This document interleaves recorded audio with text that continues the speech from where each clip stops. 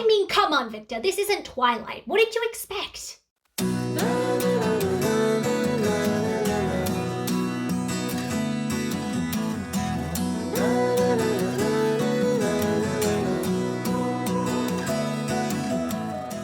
What's up, book nerds? I'm Lucky's Universe, and in this week's video, I'm going to be talking about one of the few remaining works of classic literature that still deserves rights, in my opinion, and that is Frankenstein, or The Modern Prometheus by Mary Shelley. It's been a while since I've done like a full-on book review / literary analysis, so I thought I'd fall back on an old favorite. Even if you haven't read Frankenstein in its entirety, you probably know the story. A scientist tries to bring the dead back to life, but as a result, he creates a hideous monster, leaving the scientist to just stand back with like a shocked Pikachu expression on his face, like, well, if it isn't the consequences of my own actions. This video will be broken down into 3 parts. Part 1 will be a summary of the main plot.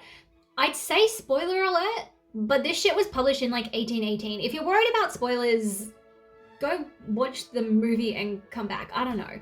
Part 2 will be a look at the historical context of the novel, time period, values and attitudes, Mary Shelley's life, and how that resulted in the production of Frankenstein. In this part, I'll also be talking about the foundations of the Gothic horror / science fiction genre in literature and what it meant in this time period. The final part will be breaking down just one key element of Shelley's novel, the role that women play in Frankenstein and what their deaths represent. I will be discussing Frankenstein through a gendered lens and talking about why the female characters are treated the way that they are in the story. I'm about to throw a lot of information at you. This is going to be a long video, so grab a cup of tea, cup of coffee, whatever. Get comfy. Let's get into it. Our story begins in the 18th century. People are coming down from the high of enlightenment and entering the period of romanticism. This dude named Robert is on a voyage to the North Pole, and while his ship is stuck in some ice, he witnesses a super sus occurrence. He sees this massive, abominable snowman kind of thing traveling through the snow and ice, but it quickly disappears. Later on, Robert and his ship's crew encounter a man stranded out in the open, and they bring him on board their ship and try and nurse him back to health because he's near death. As this mysterious stranger recovers, he begins to tell Robert how he came to be stranded out there all on his own. The entire story is actually told through letters that Robert is writing to his sister. It's really cool. But now, the real story begins. Meet our protagonist, Victor Frankenstein. Yes, contrary to popular belief, the monster is not called Frankenstein. The doctor who created him is called Frankenstein. This is just my one pet peeve. But anyway, Victor Frankenstein, he was born in Italy, but he grows up in Geneva, Switzerland. His family consists of his mother Caroline, his father Alphonse, 2 younger brothers, and his adopted sister Elizabeth. Elizabeth was brought into the Frankenstein family by Caroline a really long time ago when Victor was a child, and Caroline just always assumed that Elizabeth and Victor would get married someday, so the two grew up as like best friends and close confidants. Victor is really into science, especially anything involving electricity. Go figure. When he turns 17, he decides to go to Germany to attend university, but before he leaves, both Elizabeth and his mother Caroline get scarlet fever. Elizabeth survives, but Caroline unfortunately dies, and this is a huge loss to Victor, but he still decides to go to Germany and go to university. At university, Victor just buries himself in his studies and completely ignores his family back in Switzerland. Victor becomes obsessed with the way that dead bodies break down and how life is created, and over the years, as he masters, the art of science, he starts to imagine himself the master of life and death. He has this plan to create a completely new race of humans that are just greater than perfection, and he becomes engrossed in this new project. On a dark and stormy night, Victor finally puts his plan into motion. In short, he dug up a bunch of dead bodies, sewed their parts together, and then used the power of lightning to bring the body to life. Because that sounds scientifically valid and totally won't result in disaster. When the creature finally comes to life, Victor is horrified because it's not the perfect race of human that he envisioned, rather a terrible concoction of mismatched, decaying limbs. I mean, come on, Victor, this isn't Twilight. What did you expect? He sees the monster and he just legs it. He leaves it in his workshop, he runs away and decides, you know what, I'm gonna sleep on this and it'll all look better in the morning. But then he wakes up to find the monster looming above his bed like, Daddy, why don't you love me? And then Victor does what Victor seems to do best. He runs away. He decides he's gonna go home to Geneva, but when he writes to his father to organize his return, he's met with terrible news. Victor's youngest brother, William, has been murdered. Plot thickens. Victor rushes back to Geneva and he immediately goes to where his brother's body was found. To his complete shock, he finds his own creature lurking around the murder site. So he becomes convinced that the monster killed his brother out of revenge for abandoning him. I mean, talk about daddy issues. Okay, so now we have to talk about this woman called Justine. Justine is the Frankenstein's housekeeper, but she's very close with the family. She's like another adopted member almost. She ends up getting charged with William's murder, and although Victor tries to vouch for her innocence, he won't tell anyone about the monster because he's afraid that they'll think he's crazy and they'll put him in an institution. Eventually, Justine is executed for William's murder. Time passes and Victor is in a pretty deep depression. He's filled with guilt and shame because his creation has now killed 2 people. So he does what any romantic era man does when in despair. He climbs a mountain. It's actually more of a glacier, but in any case, he's just out in the open air, he's enjoying himself, but lo and behold, he encounters the creature. This is a really exciting part of the book for me because that's when we learn the creature's point of view. When Victor abandoned him in Germany, he figured out that humans were terrified of him, so he avoided them. He slowly learned the ways of humans by observing this family through a crack in the wall of their house. He spent a whole winter watching them, he grew very attached to them, but when he finally decided he wanted to try and befriend them, they drove him away. He grew to hate Victor for ever creating him in the first place and vowed to get revenge on all humans. That was when he journeyed to Geneva, and while he was looking for Victor, he encountered Victor's brother, William. So when he found out that William was a Frankenstein, the creature, he just flipped out and killed him. Then he framed Justine for William's murder. Like, this creature is not dumb. He got brains. After telling Victor all this, the creature begs Victor to make another monster so that he won't be alone in his existence. He tells Victor that he is only driven to kill out of loneliness, and so if he had a female companion, he could just go off somewhere and live quietly with her and leave Victor alone. So Victor agrees to make another monster. Victor starts to make a second female creature, but then halfway through, he has this sudden change of heart and he destroys everything. He destroys the creature. His first creature obviously is absolutely devastated and he's so mad he vows that he will be with Victor on his wedding night. Which is disturbing. Shortly after, Victor learns that his childhood friend Henry has also been killed by the monster. I mean, what a shocker! But in typical Victor fashion, he just ignores it, tries to ignore all his problems, and just falls deeper into despair. More time passes, and Victor and Elizabeth are finally getting married. Victor is still a little bit worried about what the monster said about being with him on his wedding night, but he assumes that the monster only means to harm him, and he can fight off any threat that comes his way, right? Wrong. Elizabeth dies, killed by the creature. As a result, Victor's own father is just like so overcome with shock that he also dies. Victor finally works up the courage to tell a magistrate about what he did and about his creature, but no one believes him, so Victor just decides to dedicate his entire life to hunting down and destroying the creature he created.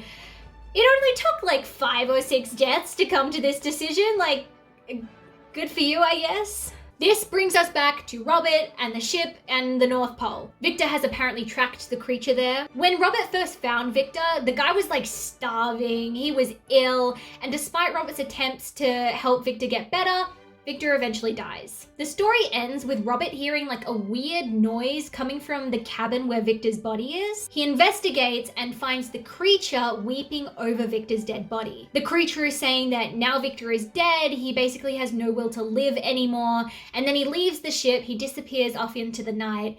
That's the end. Those are the bare bones of the plot, because for such a seemingly short book, there is so much that happens. Now we can move on to examining the historical context of this novel, why it was such a big deal, what people thought about it, what it all means. So Frankenstein was written by a woman named Mary Shelley, or Mary Wollstonecraft Shelley. She was born in 1797. Her mother was a feminist, her father was a philosopher, and they were both writers. Her mother died soon after she was born. Her father remarried when she was 4, and since her father was like such a prominent writer, he was like, an influencer of the 18th century.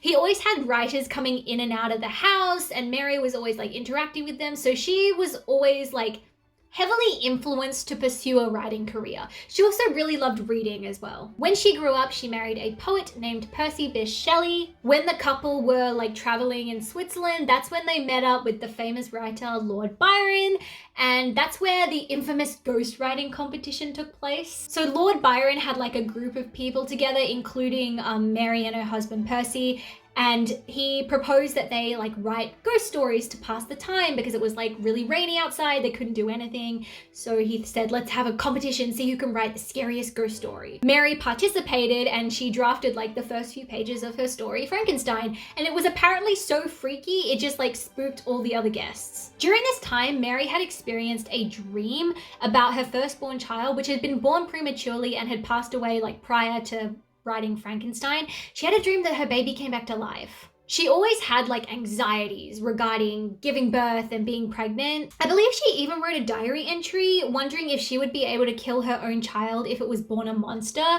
which is actually very similar to Victor's struggle to destroy his own creation. Mary finished writing the book in 1817. It was published in 1818, but not under Mary's own name. She wished to remain anonymous, but there was a dedication in the book to her father and a preface that was written by her husband, Percy Shelley. So a lot of people suspected that Percy was the author of the book. I don't think Mary ever said herself like why she wanted to be published anonymously, but it's a pretty good guess that it was due to a combination of the nature of the novel and Mary's gender. Don't forget, this is England, early 1800s. Although the world is still in between these periods of Enlightenment and Romanticism, the public discussion of bringing the dead back to life, messing with dead bodies, monsters, and horror, it's still considered quite taboo, even more so if it is a woman discussing it. No one could even begin to comprehend that a woman could stomach these topics, let alone think of these ideas out of her own head. Like, it was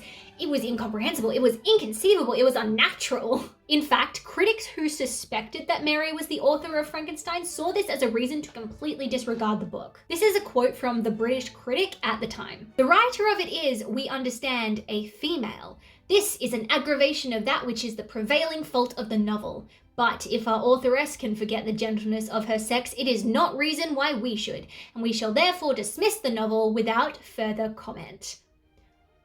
This bitch really thought he had the audacity. People were kind of disturbed by the content of the story. The Gothic genre in literature started to emerge in the 1750s, mainly the 1760s, with the release of The Castle of Otranto by Horace Walpole, which is widely regarded as being the first work of Gothic literature. The genre is characterized by supernatural elements, mystery, and an underlying romantic feel. Like, I know, romance and horror, wouldn't think it goes together, but it was like big in this genre. The supernatural at first was something that people often thought of as being unknown. But suddenly, here were these writers presenting supernatural creatures as these real, tangible villains for protagonists to fight. I think that's a really important part of it. Supernatural beings in Shelley's time were always the villains. It wasn't like nowadays with like sparkly vampires and hot werewolves who are all the good guys. Like, no, this is still a time that is deeply embedded with religious values, and so the supernatural was always viewed as the enemy. Despite its grueling topics, people also secretly loved Gothic fiction.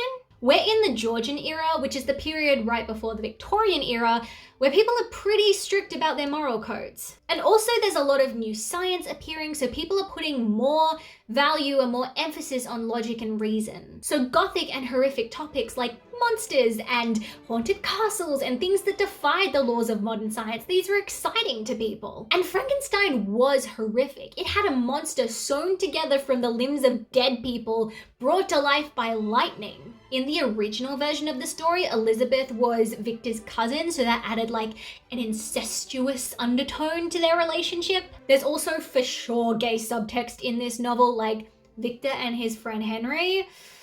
They were more than just roommates, I am telling you. It was dark and gross and thrilling, and that's why society was so torn on it. It was written by a woman, the content was disgusting, but that shit low-key slapped. We can't talk about Frankenstein without also talking about science fiction. Some people call Frankenstein one of the first works of science fiction. The genre of science fiction is defined by its portrayal of what science could be. So like life outside of Earth, or robots ruling the world, or in Shelley's case, bringing people back to life with electricity. Science fiction is often used to point us in the direction of some moral, usually to do with humanity. In Frankenstein, Mary uses her story to show what happens to someone who relentlessly pursues science and knowledge without restraint, and how science and technology could eventually bring about the destruction of humanity as we know it. Frankenstein was released in the day and age of inventions and modern science, so the ideas discussed in the book were really ahead of their time in that regard. This kind of leads us into the third and final part of this video. Actually, no, it kind of doesn't. I don't have a segue for this. So let's just talk about one of my favorite things to talk about, women. I don't know if you noticed when I talked about the plot, but literally every woman in Frankenstein dies. Every single one. No woman is safe. This was one of the main things that stuck out to me when I first read Frankenstein, and it's always something that I fixate on whenever I talk about Frankenstein. Why do the women die? When you think about it, even though the female monster was never truly brought to life, Victor destroyed her, so technically she dies. And since the book was written by a woman, we can't go down the obvious avenue of this writer was just sexist or a misogynist, or both. I mean, we won't rule it out. Mary might have really hated her own gender. But I think her reasons lie with her desire to truly fuck with Victor rather than inherent misogyny, and I'm gonna try and explain what I'm thinking here. In stories, every character should mean something. If you have a character that's just there because they're cute or they're funny and they don't actually do anything that furthers the plot or aids another character's development in some way, it becomes pretty clear that that character is just filler. I think that each female character represents a part of Victor's personality, and then as they die, those parts of Victor die until he is left with nothing, he's literally just the shell of a man. Let's start with the first death, his mother, Caroline. Caroline was described in the book as being exceedingly kind, altruistic to a fault, extremely dedicated to her family. She dies when Victor is 17, it's his first major loss, and her characteristics die with her. Victor was once very loving and very attached to his family,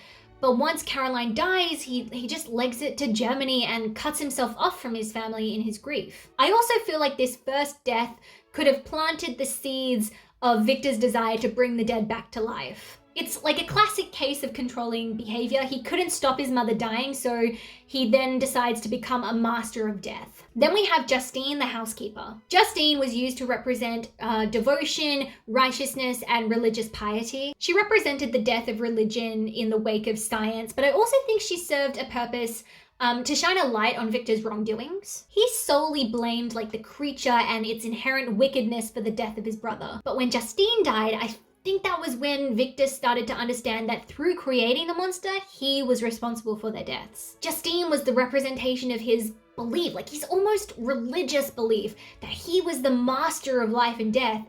And that belief, it just left Victor when she died. Next is the female creature. Some might not count this as a real female death, but I think it's important. So Victor starts making this female creature to be a companion to his first creation, but then he decides to destroy her. To me, the second creature is the embodiment of Victor's work as a scientist, his dreams, his passions. When confronted with the reality of what he's done, Victor destroys his creation, and in doing so, shuts the door on that part of his life. He starts to become disgusted by the idea of science. He starts to view science and progress as the enemy. Lastly, we have Elizabeth. Elizabeth is such an overlooked character in the novel, at least I personally believe, and I think it's partly because Victor as a narrator doesn't seem to be that interested in her, so we as readers don't get much from her. It's actually kind of creepy how much Victor sees Elizabeth as a mother figure. His own mother even stated on her deathbed that she wanted Elizabeth to take the place